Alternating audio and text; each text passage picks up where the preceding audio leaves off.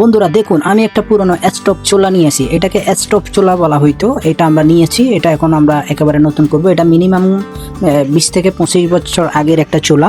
তো এটা আমরা এখন ফাট করে ফেলবো। এটার সব যন্ত্রপাতি আমরা খুলে ফেলবো। দেখেন আমরা হিট দিয়ে সবগুলা খুলে নিচ্ছি, যাতে করে খুব সুন্দর করে এটাকে আমরা ফাট করে পরিষ্কার করতে পারি। এখন আমরা মূল স্টোভের যে নিচের পার্টটা ওটা নিয়েছি, ওটা পানিতে ভিজাতে দিয়েছি। ভিজাতে দেওয়ার পরে এখন আমরা এইগুলা নিয়ে শুকিয়ে সুন্দর করে রং করে ফেলতেছি।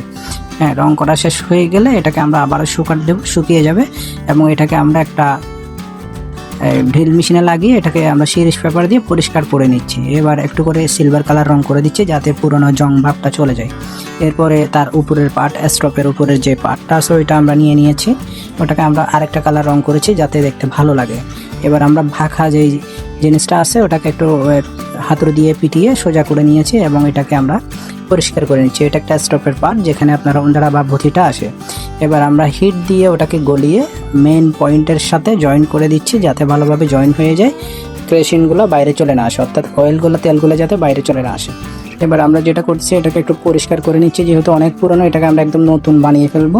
এটা দেখার পর আপনার প্রথম ছবি আর পরের ছবি আপনি মিলাইতেই পারবেন না। তো আমরা সবগুলো পার্ট করে ফেলছি, একদম খুব যত্ন সহকারে সব কিছু করে নিচ্ছি। এই ভিডিওটা বানাইতে আমাদের অনেক সময় লেগেছে, অনেক কষ্ট হয়েছে। তো এই ভিডিওটা যারা দেখতেছেন দয়া করে আমাদের চ্যানেলটা সাবস্ক্রাইব করে দিবেন। আপনাদের একটা সাবস্ক্রাইব আমাদের কাজ করার মূল উৎসাহ হয়ে থাকে। তো দেখেন আমরা এটাকে প্রায় শেষ পর্যায়ে নিয়ে আসছি, এটাকে আমরা ঝালাই করতেছি। তো ঝালাই শেষ, এখন মোটামুটি আমাদের কাজ প্রায় শেষের দিকে। এখন এটা ফিটিং করার পালা, আমাদের পরিষ্কার শেষ, এখন আমরা ফিটিং করব। এটা হচ্ছে উপরের স্টপের উপরে যে ডেক্সি বা আপনার যে পাতিল বসানো হয় ওইটাতে আমরা কতগুলো স্ট্যান্ড লাগিয়ে নিচ্ছি, যাতে করে সুন্দর মতো ডেক্সিগুলো বসে লড়াচড়া না করে। তো এখানে আমরা একটা খবজা লাগিয়ে দিব, যাতে করে এটা হোল্ড হয়, ওটা বান্ধা বা খোলা বান্ধা করা যায়। এটা হচ্ছে নজল। এটার মাধ্যমে মূলত একটা বতি থাকবে, ওই বতির মাধ্যমে ভিতর থেকে কেরোসিন তেলের মাধ্যমে আগুনগুলো উপরে উঠবে। এরপরে এই বতিগুলার মাধ্যমে আগুন জ্বলবে।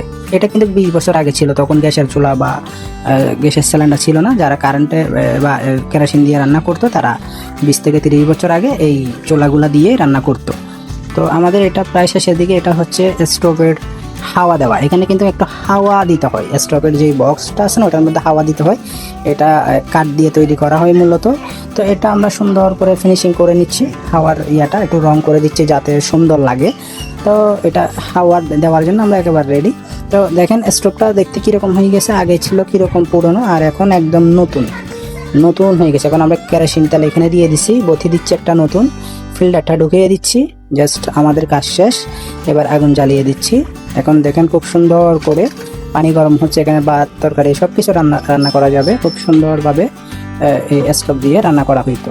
তো ভিডিওটা কেমন লাগছে অবশ্যই কমেন্ট করে জানাবেন। এরকম আরও ভিডিও পেতে আমাদের চ্যানেলটা সাবস্ক্রাইব করে দেবেন। ধন্যবাদ সবাইকে।